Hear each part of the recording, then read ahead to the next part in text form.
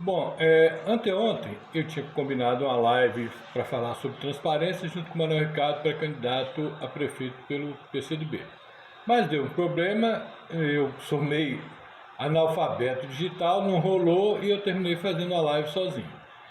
Mas eu acho que eu não esgotei o assunto e que eu acho muito relevante, que é esse assunto da questão da transparência e uma outra maneira de fazer política. Então, naquela live, eu havia falado, por exemplo, da questão da Câmara Municipal, que não disponibilizava os projetos dos vereadores que estavam em votação. Então, eu falei que era uma coisa que não permitia uma relação mais transparente entre eleito e eleitor.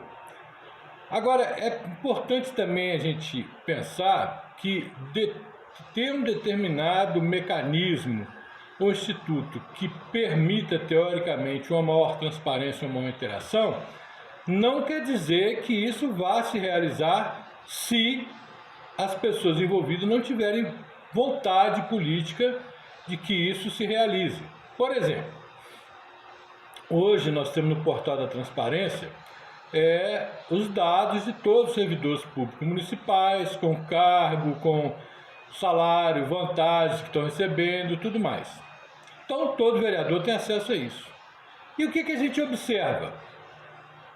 Que esses vereadores não fazem uso disso para verificar as distorções que existem dentro da administração municipal.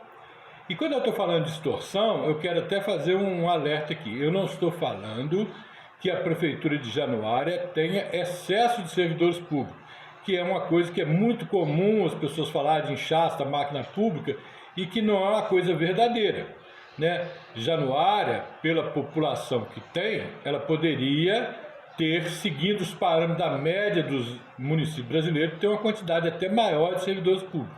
Mas há distorções, e essas distorções geram insatisfação em servidores que não são acunhados com essas benesses.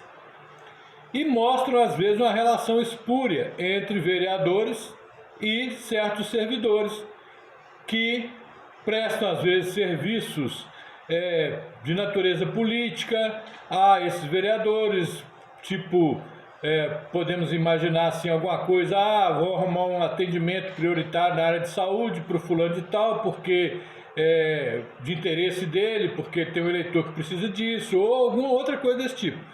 Então, eles poderiam fiscalizar mais e não fazem, né? Não fazem. Então, você tem um mecanismo, né? Você tem um instituto e ele não funciona, né?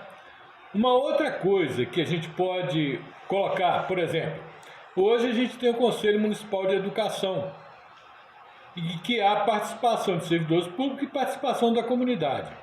E qual foi o posicionamento até agora, pelo menos não me ocorre nenhum, a respeito dessa demissão de quase 200 servidores da educação e contra esse absurdo que eu acho que é tentar retomar o calendário letivo de forma remota, desconsiderando toda a precariedade da nossa cidade.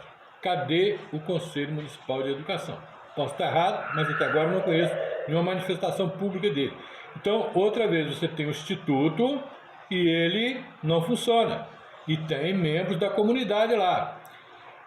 Recentemente, o Grupo dos 15, que é um grupo até que tem pessoas que eu conheço pessoalmente, que eu até respeito, são pessoas bem intencionadas, estava propondo um abaixo-assinado para criar para entrar com um projeto de lei na Câmara para criar o Conselho da Anticorrupção e Transparência. Bom, pode-se até criar, mas se as pessoas que foram para esse conselho não tiveram uma postura diferente, não vai adiantar nada. Porque, por exemplo, nós não temos uma Câmara com 15 vereadores escolhidos pela população que não tem como função isso, fiscalizar, né? E isso não acontece. E aí a gente passa a ter também uma outra pergunta. Será que nós não precisamos de mudar os nossos parâmetros na hora de escolher os nossos representantes?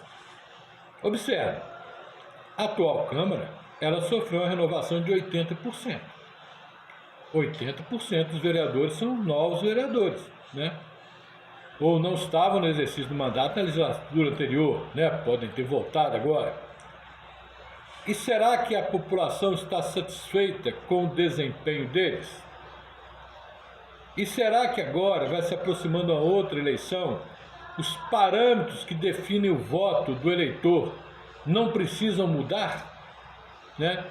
Para que você não mude para ficar tudo a mesma coisa?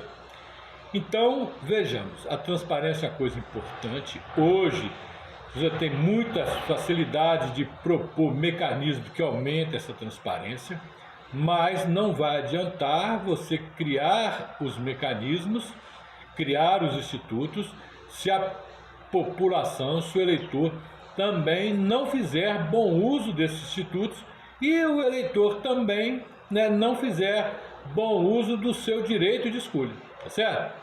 Então vamos ter mais transparência, mas vamos fazer com que o nosso comportamento também mude para que não haja apenas o Instituto da Transparência e a transparência efetivamente não se realize. Falado? Beleza.